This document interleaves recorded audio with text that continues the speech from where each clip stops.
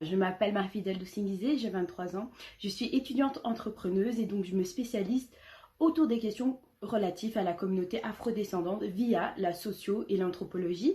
J'ai donc en parallèle de mes études créé ma propre plateforme débat et micro-émission qui s'appelle DO et Débat qui vise à aborder les questions relatives à la communauté noire. Plus récemment, j'ai été à l'initiative du retrait de la statue de Léopold II au sein de l'université de Mons. Alors sans raconter ma vie, ce qui s'est passé, c'est que je pense qu'à un certain niveau de ma vie, j'étais à un moment de croisement où je me posais des questions par rapport à mon identité.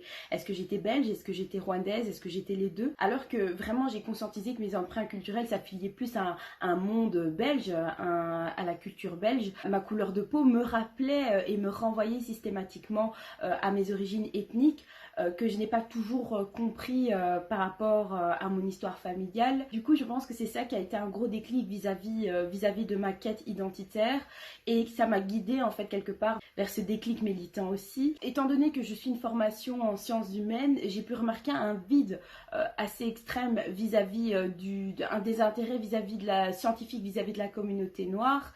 Et alors du coup, j'ai voulu justement à travers un savoir scientifique contribuer quelque part à l'émancipation de la communauté noire à travers le savoir scientifique, anthropologique et sociologique. Donc, comment ça a commencé? J'ai entendu selon des bruits de couloir qu'il y avait la statue de Léopold II au sein de mon université. Donc à la connaissance en fait de cette information et étant donné en fait tout ce qui s'est passé vis-à-vis de George Floyd et le mouvement Black Lives Matter, j'ai décidé en fait de créer une pétition visant au retrait en fait de cette statue qui séjournait au sein de mon université. Alors pourquoi? Tout simplement parce que cette statue est un rappel symbolique.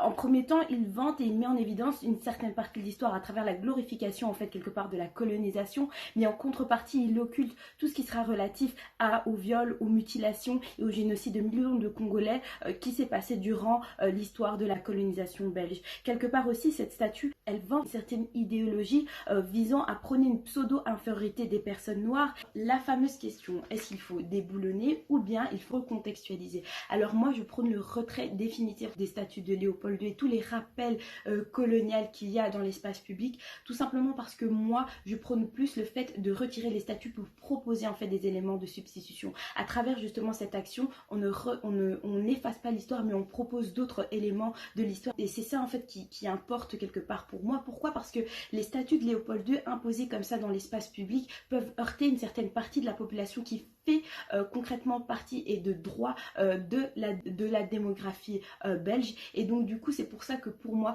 je suis pour le retrait des statuts pour proposer des éléments de substitution. Et donc pourquoi pas aller mettre ces statues dans les musées, là où les personnes auront le choix ou pas de comprendre leur histoire et quelque part on conserve précieusement le patrimoine belge qui est quelque part aujourd'hui sujette à beaucoup de dégradation à la lumière de l'actualité. Donc pourquoi pas protéger ce patrimoine en les mettant dans les musées. Alors en premier temps, je tenais à remercier en fait tout simplement la réactivité de l'université qui a été vraiment, elle a fait preuve d'une attitude exemplaire et je pense quelque part que leur action a été à l'origine en fait du retrait de la statue notamment à KU Leuven. De la part de mes amis notamment congolais, j'ai eu beaucoup de remerciements, j'ai eu beaucoup de soutien, non seulement de la part en fait des personnes congolaises et non congolaises et je pense que c'est intéressant le fait que je ne sois pas justement congolaise quelque part à travers le rapport idéologique que mettait en évidence la statue de Léopold II, je me suis sentie concernée